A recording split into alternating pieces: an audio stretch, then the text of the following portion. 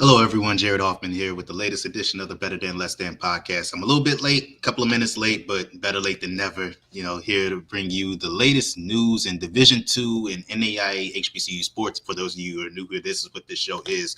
All of the latest news and trended topics at the Division II and NAIA level. So if you are a fan of the SIAC, the CIAA, the HBCUAC, and our independent HBCUs like Zula, like Florida Memorial and Langston, you will get all of your news right here. We also have shows that are pertaining to the MEAC with the MEAC and more with Chris Stevens that usually airs on Wednesdays. So if you are a fan of the MEAC teams and the independent HBCUs at the Division I level like North Carolina A&T, Tennessee State, and Hampton, you can watch the MEAC and more with Chris Stevens. And we also have the SWAC Page podcast with Kendrick Marshall and Ken Rashad. So all of our SWAC fans, the majority of our fans on this channel, that's where you get your fix for the SWAC. But here we're talking about the Division II and NAIAs, and I appreciate you joining us. If you're watching along right now, if you can, please leave a like, comment, and subscribe to the HBCU Sports YouTube channel. You could subscribe to become a level 1, 2, or 3 member to get all the exclusive content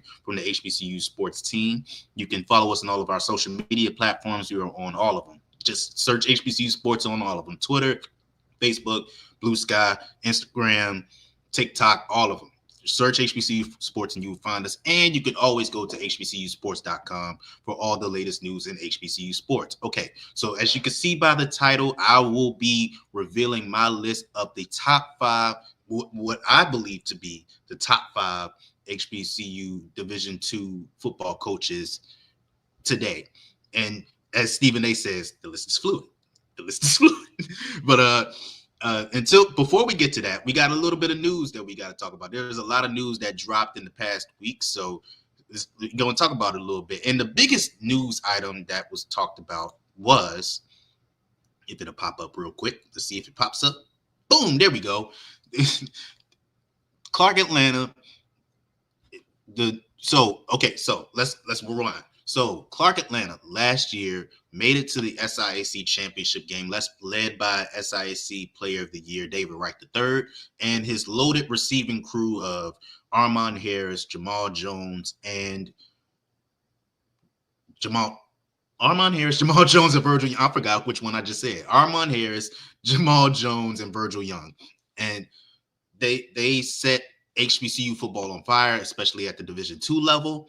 And it looked like they were going to be a force to be reckoned with going forward under Teddy Keaton in the first season under Teddy Keaton. So it was looking, and unfortunately, it didn't end the way that the SIAC championship game didn't end the way that they wanted to. They lost 53-25 to Miles in that championship game, led by head coach Sam Shade, who is now at Alabama A&M. You could probably guess that the SIAC championship game is a part of the reason why he's not there anymore. Now he's at Alabama A&M. But so going forward, we were thinking, Teddy Keaton, it didn't end the way he wanted to in his first season, losing in the SIAC championship game, but the future is bright with David Wright and this young receiving core. Then the offseason comes, and we find out that David Wright III will not be returning because he was denied eligibility by the NCAA. Not sure the details and the particulars on it, but he was denied eligibility, and it's announced that David Wright III will not return. But that's okay, because Clark Atlanta gets a big hit in the offseason in Jackson State quarterback Zai McDonald, who decides that he is going to play out his eligibility at Clark Atlanta. Huge get for Clark Atlanta, who find out that they're not going to get their 2-time SIAC Player of the Year back in the huddle. But then we hear that after the news of David Wright III not being eligible to return, we hear that top receiver Armand Harris is entering the transfer portal. Armand Harris was the leading receiver for Clark Atlanta last year at 75 receptions for 1,004 yards and I believe 13 touchdowns or something like that, but well over 10 touchdowns for them. He gets multiple Division I offers, and he announces that he's committed to Johnson C. Smith. And Johnson C. Smith was a team last year who was, through 8 weeks, the top team in the CIAA.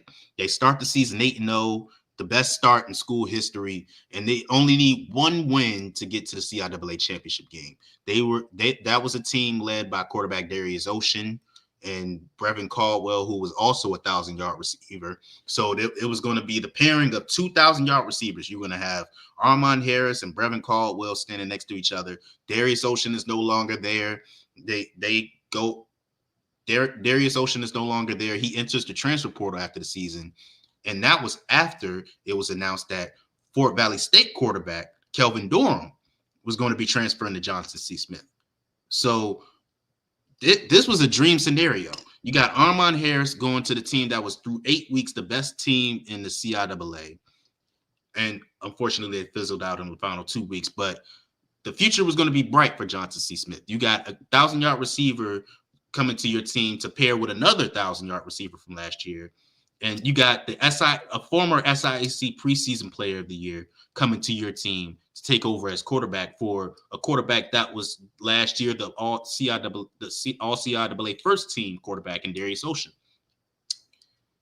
And then SIAC Media Day comes around, and we find out that Armand Harris is actually returning to Clark Atlanta. And that sent shockwaves through the SIAC, because we through SIAC Media Day, we had no clue. There was no hints about Armand Harris returning. We didn't see any social media activity. The last bit of social media activity we see from Armand Harris was him in a Johnson C. Smith practice jersey. And I believe that was sometime in July. So it just caught all of us off. I'm sorry, there was a bug flying around, but it just caught all of us off guard that Armand Harris is all of a sudden going from a team that we are expecting to be the number one team in the CIAA, and that could still be the case, but you got one less 1,000-yard receiver to work with as Armand Harris is returning to Clark Atlanta. And at the same time, Clark Atlanta's fortunes change, because now Zy McDonald has a 1,000-yard receiver to work with. I don't know what Teddy Keaton and the Clark Atlanta staff did to get Armand Harris back in the building. Maybe Armand Harris was homesick, or it's something that we don't know, something personal we don't know about that kept Armand Harris in the Clark Atlanta locker room as opposed to going down to Charlotte.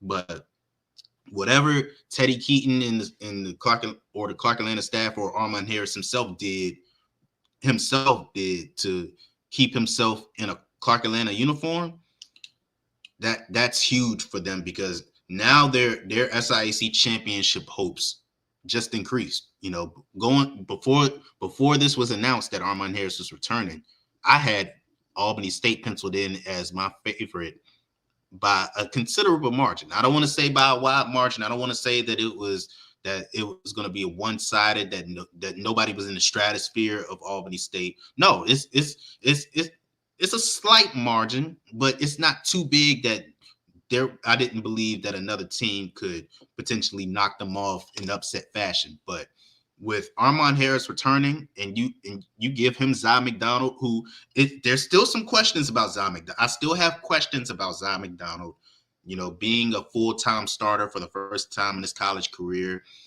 Came from the University of Louisiana and then played a couple of years at Jackson State, was crucial in Jackson State winning the SWAC championship. So we know that he could perform in big games. That's not the problem. The problem is that we have not seen him perform at a high level for a full 10, 11 game season.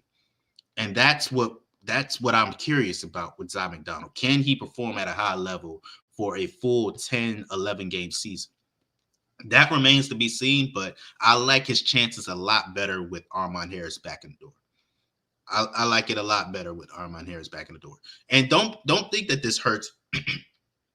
Don't think that this hurts Johnson C. Smith that much. It does hurt them a little bit, because at the end of the day, you're still going to be without a 1,000-yard receiver. But don't think this hurts, that this changes the narrative behind Johnson C. Smith's season. It's still very much championship or bust for Johnson C. Smith. Very much is so. I still have them as my favorite. Now the gap between them and the rest of the CIAA closed a lot with this, even though I still think that Virginia Union is close, and I still think Virginia State is close. I still think that Winston-Salem State is a sleeper. And I still think that you can't sleep on Livingstone. But I had Johnson C. Smith as my favorite before this. I still have them as my favorite, but the gap has closed a little bit. It absolutely has closed a little bit. It just means that you're gonna have to lean on Brevin Caldwell a little bit more. You know, we'll see if that helps or hurts them this season. we're gonna really be able to see what Brevin Caldwell is made of. Now, that doesn't mean much to Brevin Caldwell because he knows what it's like to have the weight of the offense on his back. He caught the first 6 or 7 touchdowns of the season for Johnson C. Smith last year, so he knows what it's like to carry a heavy load. But we're really gonna see what he's made of with this news and the change of dynamic in the offense. You know, we're less than a month away from the season starting, and we're getting this news. So we'll see how the Johnson C. Smith offense adjusts, and we'll see, you know, if they can live up to that expectation of championship or bust. You know, because this is a major test for both teams. This is a major change. Well, I don't know if it's really a major change for Clark Atlanta because I don't know when they found out that Armon Harris was going to be returning. But yeah, I'm just excited to see these teams play, because whether Armon Harris is going to be playing for Clark Atlanta or whether he was going to be playing for Johnson C. Smith, I was going to be excited to see him no matter what. I was going to be excited to see him and the team he plays for no matter what. So it's just the added bonus that both teams are kind of evened out, and they both have their respective 1,000-yard receivers, and they could just go to work like they were going to anyway. But yeah, that was the biggest news of the week. And some more big news is Central State is in their they're going into their first season with head coach Tony Carter. They let go of Kevin Porter, who had been there since, I believe, 2021. Either 2021 or 2022, Kevin Porter had been there. They let go of Kevin Porter, 3 straight losing seasons. And Central State is in need of something, just something, you know, to any signs of life. They were picked in the SIC predicted order of finish to finish last in the conference. So that's a big chip on their shoulder there, you know. And they've and the story with them is that they just continue to add all-star after Pro Bowler after Pro Bowler to their coaching staff. You know, they recently added Santonio Holmes, who was a former Super Bowl champion, former Super Bowl MVP. They added and now they're adding 2 more NFL veterans to their roster. Let's get that up on the screen real quick. Let's see if it pops up. Let's wait for it. The drum roll going. There it is. 2 NFL veterans. They have added 2 more NFL veterans to their roster. Former New York Jets running back Leon Washington, and former 10-year defensive back, mostly known for his time with the Houston Texans, Quentin Demps. And Coach Tony Carter, I don't know how Central State is going to finish this year. I don't know what the talent is looking like on the Central State roster. We'll have to wait and see them out on the field to see what they have to work with on their roster. But what Tony Carter is doing with building up his coaching staff is very, very impressive. You know, Tony and Leon Washington and Quentin Demps are not 2 coaching novices. Leon Washington has coached the past couple of years in the NFL. He was most recently the special teams coach with his former team, the New York Jets, for 3 seasons from 21 to 23. Quentin Demps has coached at the college level. He was a head coach at the college level at one point for in the NAIA. So these are two guys that have NFL experience, that have coaching experience. These are two massive, great hires by Tony Carter. Again, I'm not sure what the talent situation is looking like. That's going to be the most important thing, being able to get those wins on the board, but well, it's not the most important thing. The most important thing is the kids actually keeping their grades up and, graduating. But the point is that Tony Carter is getting these guys hold on, let me reset. It's live. So when you're going through it with me. But Tony Carter is putting together a masterful coaching staff. I don't know what he did to get these guys in the door. I don't know what his pitch was to them, but he is doing a bang-up job building his staff. And if he continues going the way he's going, Central State could be a team to be reckoned with in the future. If he could get the guys in the locker room to match the coaching staff, the skilled players in that room that can match the production on the field, sky's the limit for what Central State could potentially do. Central State has been, for lack of better words, a dormant program in the past couple of years. They've been one of the HBCU Division II programs. They haven't done anything special in the past couple of years. We're just going to be blunt with it. They haven't done anything special in the past couple of years to set themselves apart from the SIAC or make themselves noticed in the SIAC. Now, to be fair, they always play with effort. They always play with great heart and grit. It's never going to be an easy outing when you're playing Central State. The problem is that it hasn't lent itself to wins in the past couple of years. And Tony Carter is putting together a staff of winners. This is a staff that knows what it's like to play at the next level. These are great football minds that he is putting on his coaching staff, and I don't see how this doesn't work out for Central State in the long run. It may not be this year, it may not be next year, but I see it working out very soon for them if they continue to go in the direction that they're going. If Coach Carter, not to be confused with the movie Coach Carter, to Coach Tony Carter, if he continues to do the work that he is doing, then yeah, the sky's the limit for what Central State can potentially do. So look out for Central State.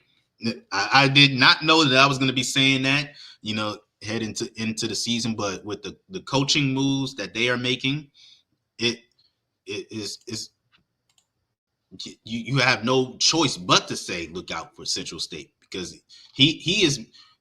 And here's another thing that I really want to say about Coach Tony Carter, and what I really like about what he's doing. He's doing it very quietly.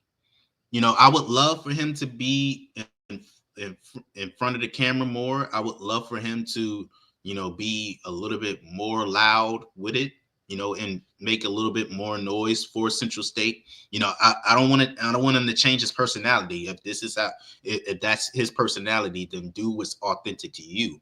But I would love for the Central State to be a little bit more loud about the moves that they're making, because these are big moves that they are making. It's unheard of for a Division II program to hire former NFL talent as their assistants. That's rare for Division II programs, let alone Division I programs.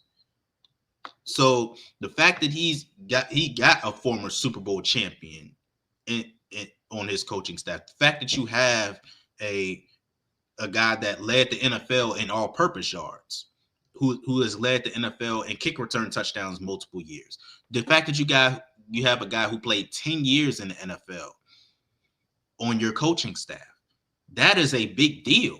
And I would love for Central State to be the media. I don't know who does the media for them, but I would love to be a little bit more loud about it, and just really put Central State's name out there as a team to watch. Have a little bit have a little bit of I don't know if arrogance is the right word, but have some arrogance about it. Like, you got 3 NFL caliber talent on your coaching staff. Like, I just wish that we as Division II and NAIA programs, like, people don't see us enough. People don't see us enough. So when you make moves like this, when you have recognizable names on your coaching staff, use that to your advantage. More than just, being a mentor to the players on the field and in the locker room, but to get some like we talk about exposure all the time. This is a great opportunity to create exposure for your program. Reach out to the Pittsburgh Steelers, who Santonio Holmes played for. Reach out to the New York Jets, Leon Washington's former team. Reach out to the Houston Texans and Quentin Dempsey's former team to promote the fact that their former players are taking on coaching jobs with your team. Like, give this more exposure. Get your name out there to really get those to get the eyes on you. You know what I mean? Have some confidence in the team that you're putting out on the field. And promote them, because that's a part of it as well. That's one thing that you could say about a lot of the coaches that we see on our TV screens, is that they promote their programs. They promote their players, and we see their faces all the time plastered on TV. That's what you have to do when you have those NFL caliber talents on your coaching staff. Get your name out there to create hype for your team, and it'll not only be great for your team, it'll be great for the conference as well. Because people will tune in to Central State against Miles. People will tune in for Central State against Tuskegee, Central State against Fort Valley State, Central State against Albany State, Central State against Savannah State. They'll tune into those games because of the guys that are on your coaching staff. They're waiting to see, what the product is going to look like on the field. So, and then when they go to see Central State, and they'll leave hearing about Albany State. They'll leave hearing about Miles. They'll leave hearing about Tuskegee. Now, I know that's the last thing on Central State's mind, is creating hype for the SIC. They're trying to, put the best possible product out there. I get that. But I'm just saying, as a fan, I wish that Central State would do that, promote the moves that they're making a little bit more than just a tweet. You know what I mean? Have Leon Washington, Santonio Holmes, and Quentin Dempsey put together a minute video of them talking about the opportunity to join the Central State coaching staff, what they're hoping for going into the season, and a call to action for all the people who have supported them to tune in to Central State this season. Talk to the Central State fan base. Create hype for the Central State fan base. And I know I'm picking on Central State because they made these big moves, but this goes for everybody, really. I would hope that everybody would do this. Because the name of the game is creating revenue, is generating interest.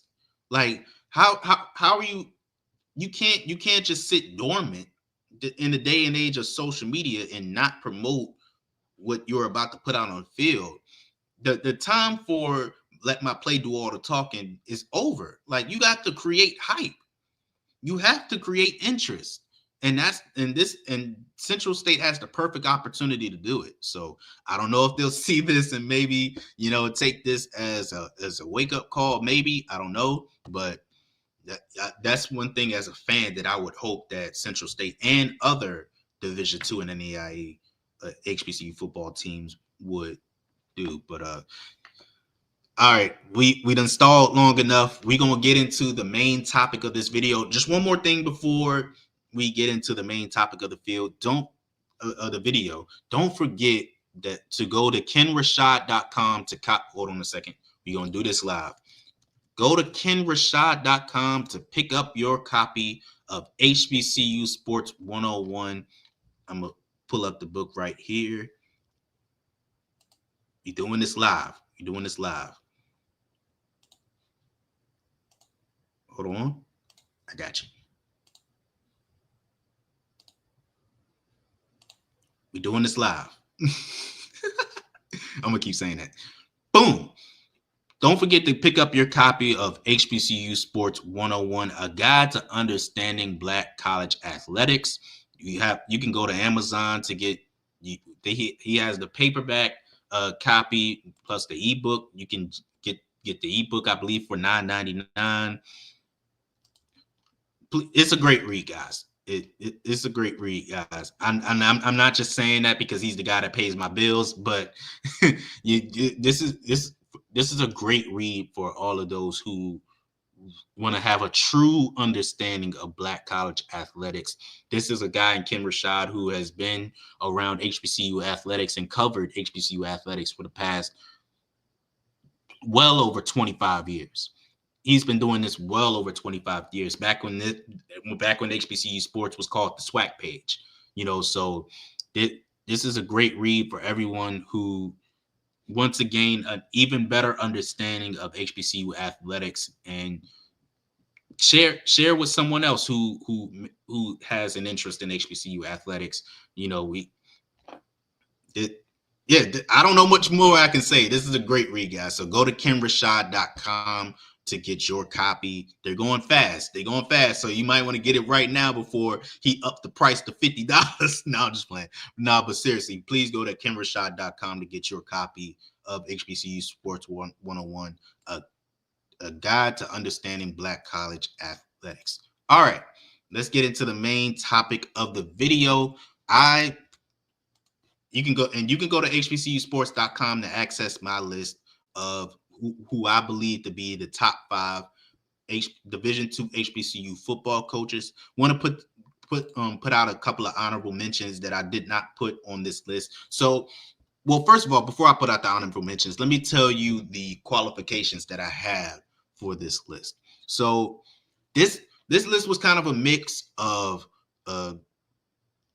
accomplishments, past accomplishments, projecting forward for who I believe to be the who I believe are the best coaches in order to win a championship, the coaches that I would want to have to build a championship with. So past accomplishments plus, projecting forward who I would want as my coach to win a championship with.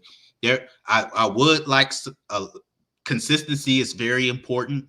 The coaches that I have on this list have shown that consistency over an extended period of time. So you're not gonna see names like, unfortunately, Quinn Gray Sr. is not on this list. He's somebody that I thought about, but Albany State as a whole, as a program, just has a culture about itself that lends itself to having that success. So all due respect to Quinn Gray, I do believe he is a big part of why that culture remains the way that it is, but I need to see that level of consistency from him. He did lead Albany State to an SIC championship in his first season, had a slight setback last year, and I believed him that he will bounce back this year and get Albany State to the SIC championship this year. But I need to see it. I need to see that level of consistency. He's only been in that position for 2 years, so I need to see an extended level of consistency from him to give him that recognition. Another person that I had as an honorable mention is, I'm forgetting the names that I had as my honorable mentions. Whatchamacallit? Jesus, this is live too. Man, I'm making myself look bad.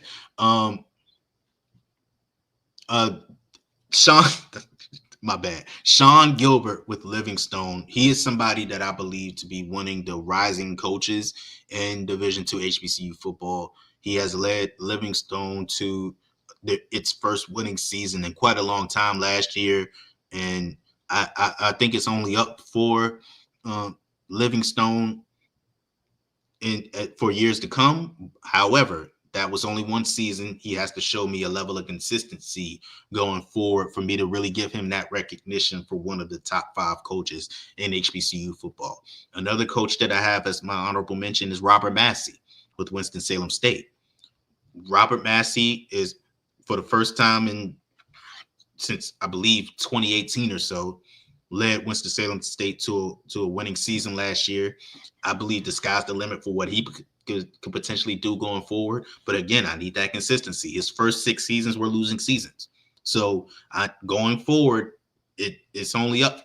He's on an upward trajectory. Don't get me wrong. But I need that consistency. All the coaches that I have in my top 5 have shown that consistency. They have shown that they can win at a high level. And yeah, so that those are my honorable mentions. Those, and there were a couple of other honorable mentions, but I can have a million honorable mentions for this. There's a lot of great coaches at the Division II football level. But we're going to start this off with number 5. We have Dr. Henry Frazier III with Virginia State. Now, Dr. Henry Frazier is somebody who took over for Virginia State in 2022. He has a long history before that.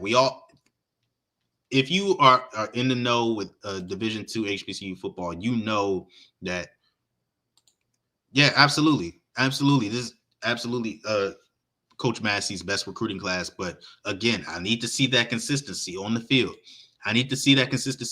Before I give him that rub of saying that he's one of the top 5 coaches in Division II HBCU football, like Dr. Henry Frazier, who in his first 3 seasons, he took over a Virginia State team that was 3-6 before he got there. And then in his first season, he got them to 6-4. That 2023 season was kind of it was a disappointing ending, but that's another team that started the season 8-0.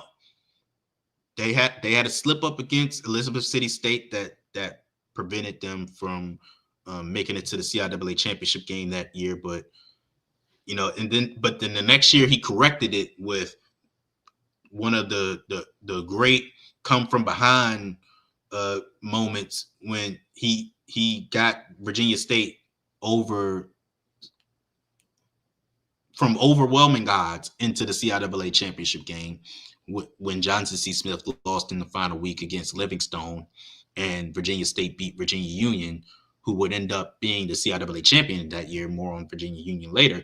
But yeah, Dr. Henry Frazier has shown that consistency that he can lead a championship program. Virginia State has shown itself to be a championship program in years past, and they had to relearn those championship ways under Dr. Henry Frazier, and he has them on the fast track to CIAA championship glory, because of the work that he has done, in just a short amount of time. And I don't see Virginia State slowing down anytime soon. You can't go wrong with Dr. Henry Frazier. He's won at literally everywhere he's been. He won at Bowie State. He won at Prairie View A&M. North Carolina Central had its first winning season in the MEAC under him. So he has shown that level of consistency everywhere he's been. And that has not stopped at Virginia State.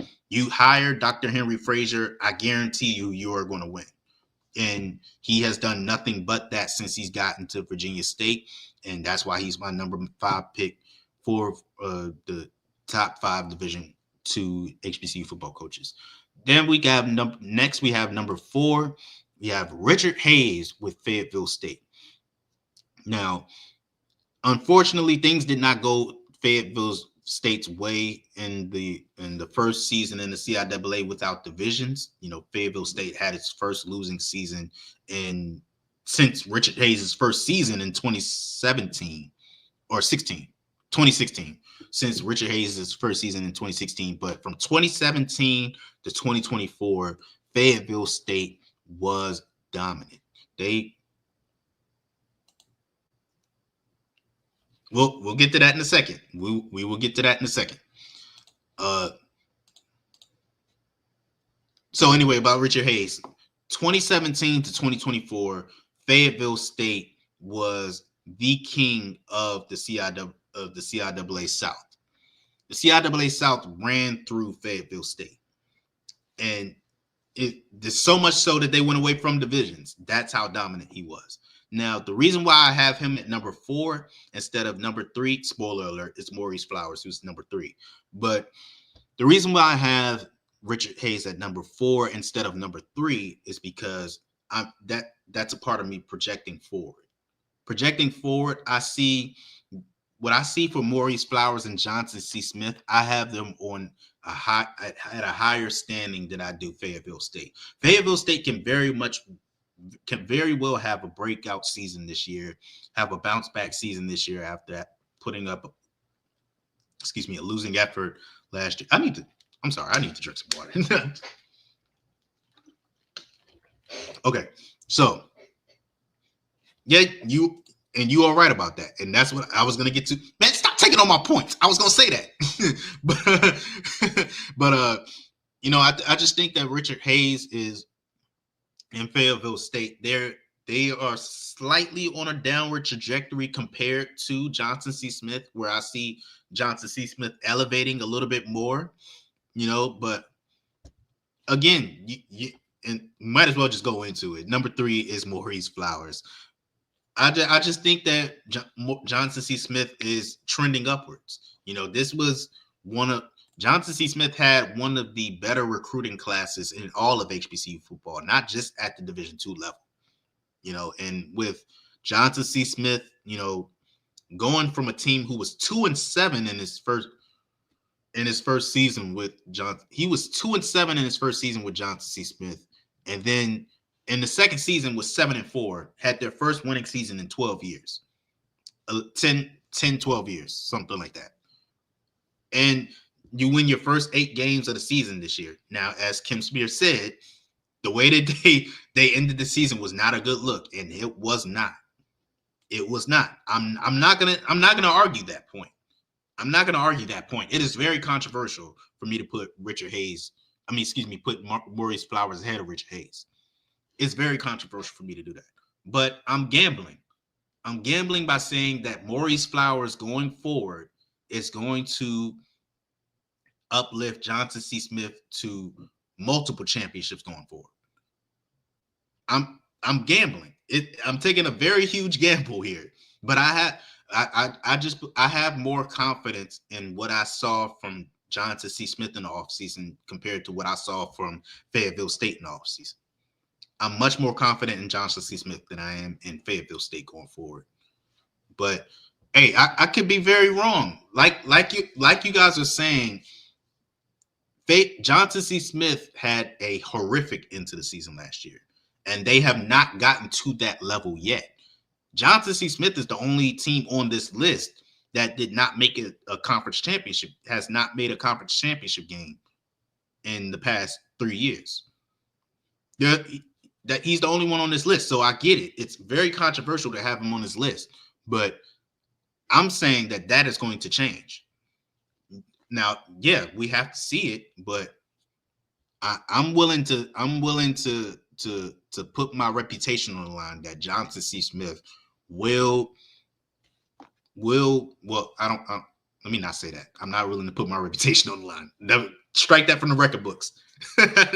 Edit this out. No, I'm just playing. But no, I'm fairly confident that I believe that Johnson C. Smith will turn things around, and they will wipe off the stain of what happened last year. Ida Watcher, shout out to Ida Watcher. ECSU will be a surprise.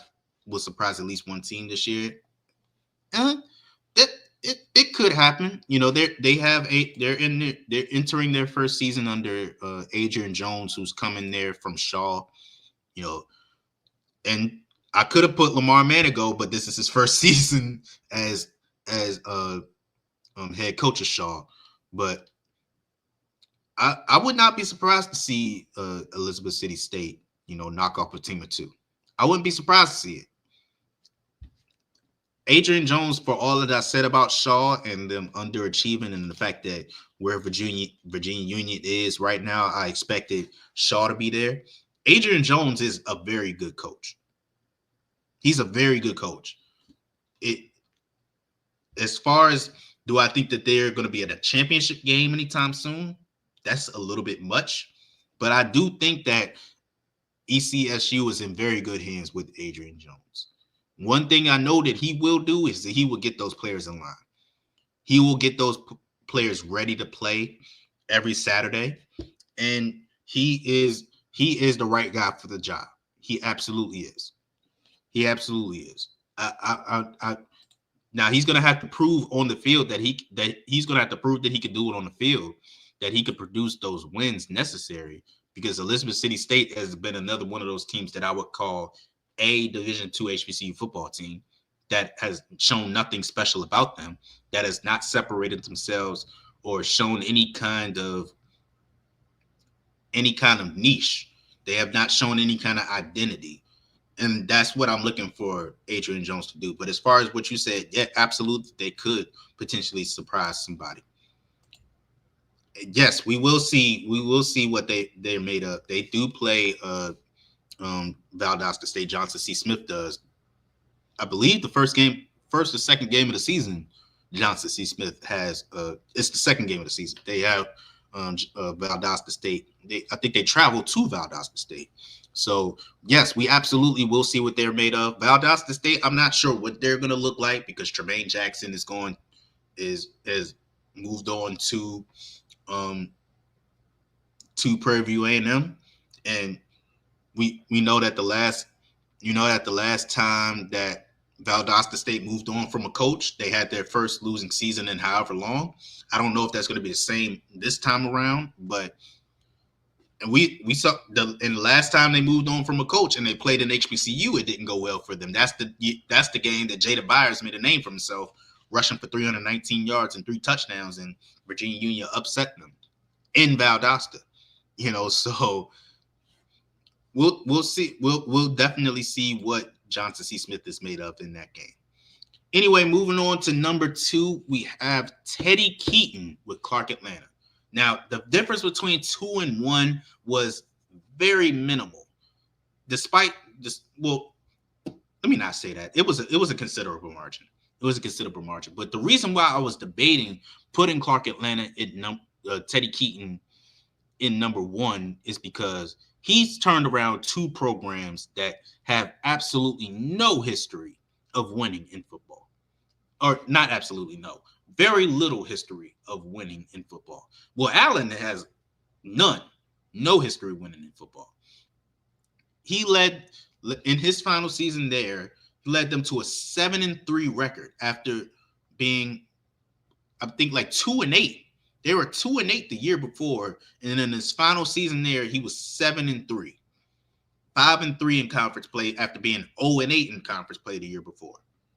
So that shows you the coaching acumen that he has, that he knows how to turn around a team.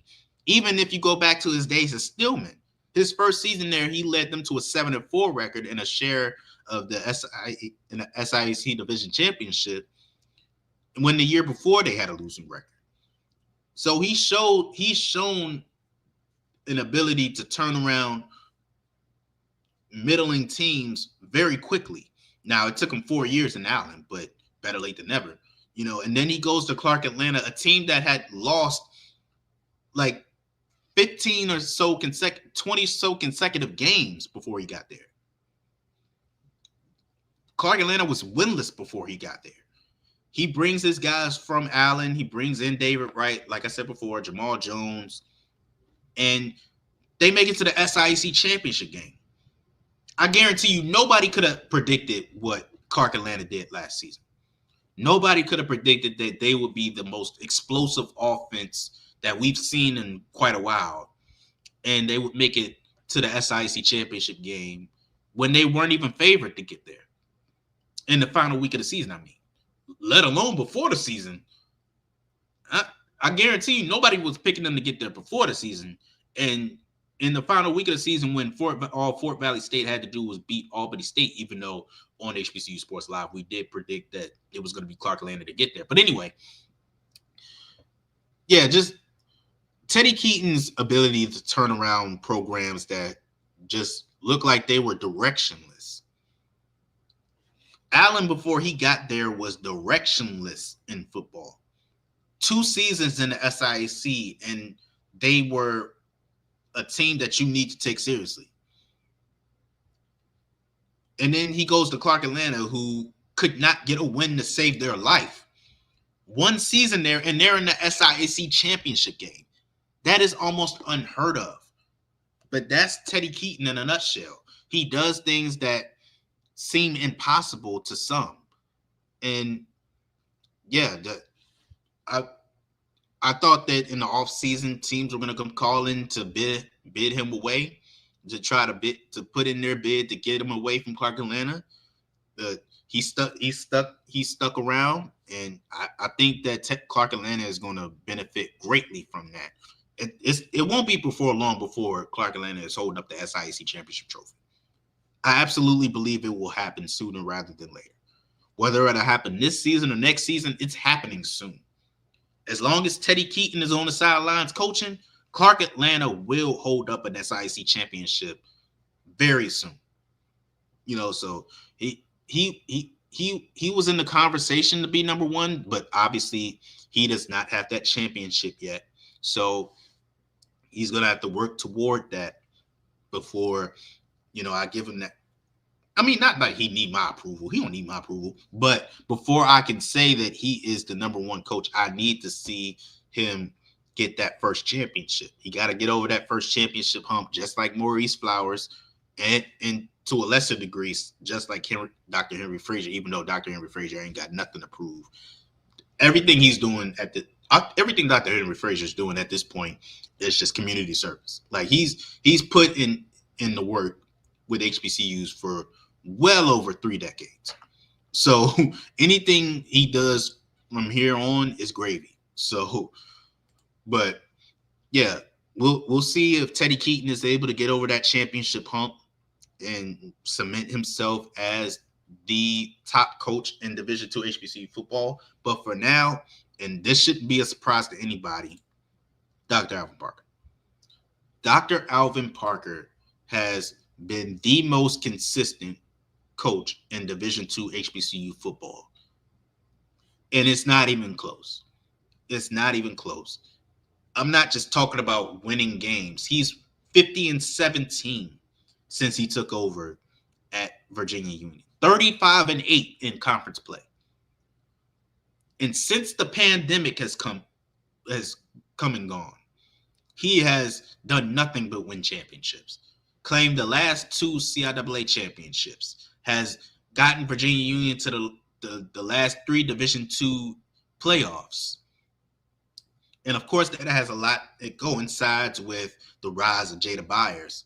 And we'll see what Dr. Alvin Parker can do in the post Jada Byers years. But even before Jada Byers got there, his first season he was 8-2.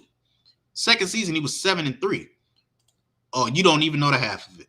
You don't even know the half of it. We are thanking our lucky stars that we don't ever have to see Jada Byers take another carry out of the backfield in a Virginia Union jersey. You don't even know the half of it. We are absolutely glad that he is gone. But as a fan, I wish he was still there. But as a Bowie State fan, I'm absolutely glad he's gone. But anyway, Dr. Alvin Parker has just transformed a Virginia Union team that before he got there was middle of the pack. And now it's every year it's championship or bust for them. That is the expectation for them. It's championship or nothing for them. And they have risen to the occasion in these past 3 years. And that has a lot to do with the work that Dr. Alvin Parker has done. So I don't see them stepping off. They are at the top of the mountain. And of course, I picked Johnson C. Smith to win the CIAA this year, but it would not surprise me at all if Virginia Union just continue to be on that trajectory that they're on, because that's how great Dr. Alvin Parker is as a coach. I thought that it was going to be him that took the Norfolk State job until Michael Vick, swooped in and got that, rightfully so. But anyway, it's only. I would not be surprised to see Virginia Union capture a 3rd straight title. it hasn't happened in a long time.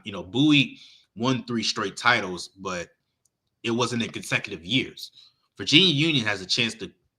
I mean, unfortunately, the pandemic prevented us to be able to accomplish that. But Virginia Union has a chance to could claim 3 consecutive CIAA championships in 3 consecutive years. And don't forget that historic playoff run they had last year as well. Get into the regional final before they lost to the eventual national championship runner-up Valdosta State. But yeah, Dr. Alvin Parker has Virginia Union in cruise control in terms of getting to being a championship team. They are in cruise control right now. They have the recipe. It's just about who is going to be that team that knocks them off their perch. And I don't know when that is going to happen. I expect it to be this year because I have Johnson C. Smith winning it this year, but you can never count out Virginia Union. You can't. You just can't. And Dr. Alvin Parker is a big reason for that. But that's my list of the top 5 Division II HBCU football coaches. Please let me know in the comments whether you agree, disagree. Let me know in the chat right now if you agree or disagree. I ain't gonna lie, I was sweating a little bit putting this list together because especially putting Richard Hayes at 4. With all that he has accomplished, it seems a bit wrong to put him at 4, but I'm really projecting forward with Maurice Flowers and saying that I know that the way the season ended last year was horrific and it's something that I'm pretty sure he's not happy about. If I were to speak to him right now, I guarantee he'd probably say that he was not happy with the way that last year ended. But I expect them to fix it. I very much well expect them to fix it. Brevin Caldwell, I expect a big season out of him, another 1,000-yard season from him. And I just think that Johnson C. Smith is trending upwards. I think they're trending upwards, and I think Maurice Flowers is going to cement this program as one of the elites in Division II HBCU football. And I'm not going to say I would be shocked that they're not holding up the trophy because you still got Virginia State and Virginia Union to contend with. But I just think that they have had the off season of a lifetime. And I'm saying the same thing over and over, but good question from ODB here. He said, which HBCU has the best chance of being successful in the D2 playoffs? That is an interesting question. I think Virginia Union, because we've seen them do it. Virginia Union for sure.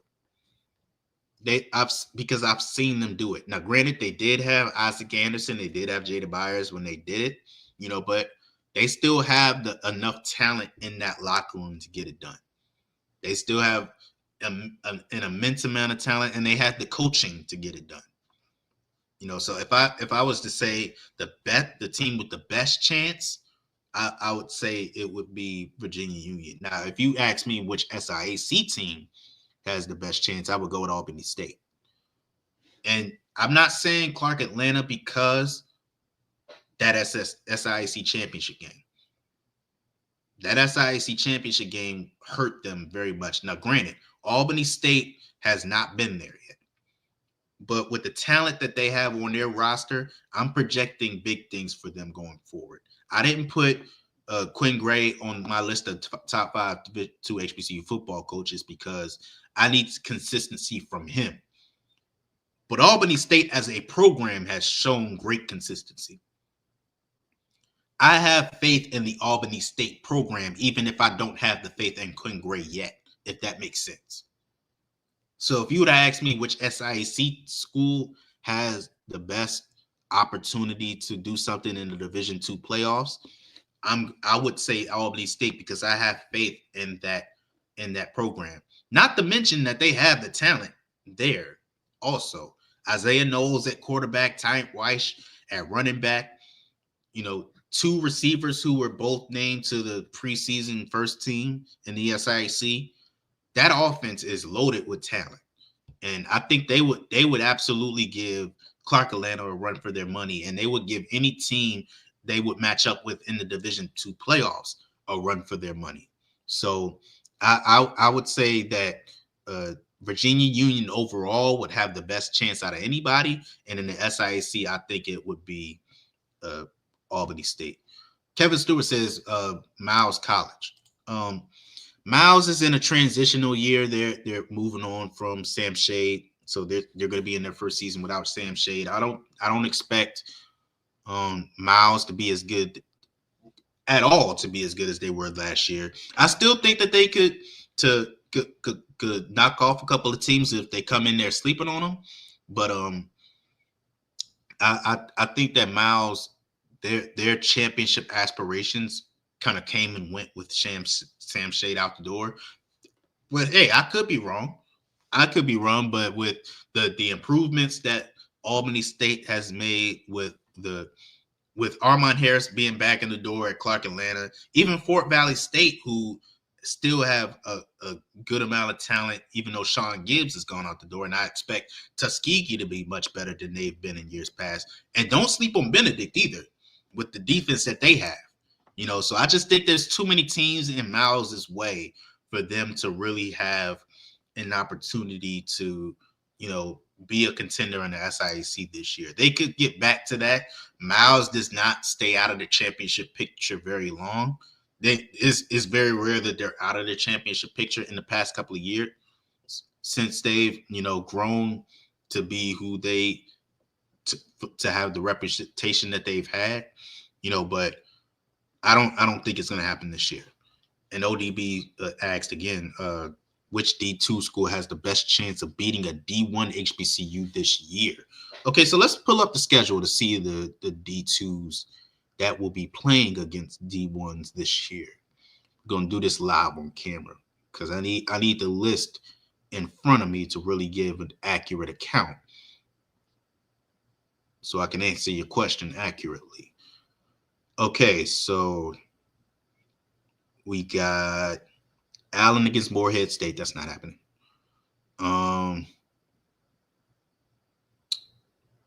We got Morehouse against Howard. Don't think that's really going to work out for Morehouse there. That Howard is really on that series, and Morehouse is. You talk about you talk about a team on a downward slope.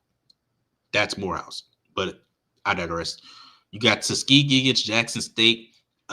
In years past, I probably would have said Tuskegee, but Jackson State this year is that offense is a little too lethal for me to say that Tuskegee has a chance in that game. We got Miles in Alabama State. That might be the answer right there. We've seen Miles get a win against Alabama State in the past, and they took UAPB to the limit at one point. So it might be that. I'm gonna look up some more D1 versus D2 matchups to see. Has the CIAA put out their composite schedule yet? I don't even know. The last time I checked, they didn't put out their composite schedule yet. So I don't think. Oh, here we go. Yeah. So let me see if that's it for the SIAC. You got Kentucky State against Grambling. I have not heard enough from Kentucky State. Felton Huggins, I had high hopes for what he could potentially do at Kentucky State before he got there. Kentucky State was a team that looked like they were just one move away from being that championship program, but it just hasn't worked out for Kentucky State in the past couple of years. So I'm not sure, where they are or what they're doing, but they're a little too quiet for me personally. But you got Central State against Morgan State. I think Morgan State Eric Hunter is in a year where he's playing for an NFL contract. So he's playing for an NFL roster spot. So I don't think that's going to go in their favor. You have Edward Waters against Bethune-Cookman. Look, the last time Bethune-Cookman played against the SIAC team, they lost. So, hey, anything can happen. Anything can happen in that one. But and we got Lane and Alabama A&M. So I guess out of the SIAC versus Division I matchups, I think you would say Miles has the best chance of getting a win because we've seen them do it against Alabama State. And Alabama State, they're kind of trying to overcome the injuries that they've had. You know, Andrew Body is returning from injury. You know, they're trying to, you know, recover from what was a disaster season last year. Everything that could go wrong did go wrong for Alabama State. Still recovered and had a respectable season, all things considered. But, you know, yeah, but anyway, long story short, my answer for the best D2, the D2 that has the best chance of beating D1 in the SIC would be Miles over Alabama State. And in the CIAA, I mean, you would have to say Virginia State against Norfolk State. I get it. Michael Vick's there. They're expecting big things out of Michael Vick and everything, and what Norfolk State could potentially do. But hey, we've seen Virginia State go into Norfolk and get a win against them. So it would not shock me to see them do it again. It wouldn't shock me to see them do it again. So of those two games, which one is more likely? I think it's more likely that Virginia State beats Norfolk State compared to Miles beating Alabama State. Because I just think that Virginia State is the better team and Norfolk State is a better matchup for them than Alabama State is for Miles, to me. So it's a long rambling aside, my answer to your question would be the D2 with the best chance of beating a D1 this year. I would say Virginia State against Norfolk State. All right, I've been going for well over an hour, and I think this is a great place to end. Thank you all for who kept me going in the chat. That and shout out to my mama who was watching. So thank you all for watching. If you can, leave a like, comment, and subscribe to the HBCU Sports YouTube channel. You can subscribe to become a level 1, 2, or 3 member to get all the exclusive content from the HBCU Sports team. Follow us on all of our social media platforms. Search them up, any of them. You see we had a comment from Facebook. So you go to Facebook and search HBCU Sports. We're there. Search us on Twitter, Instagram, Blue Sky, TikTok. We're on there. And you can always go to hbcusports.com for all the latest news in HBCU Sports. And please go to HBCU Sports/donate to support the HBCU Sports team. We need to pay our bills. So you guys' support would help out greatly with that.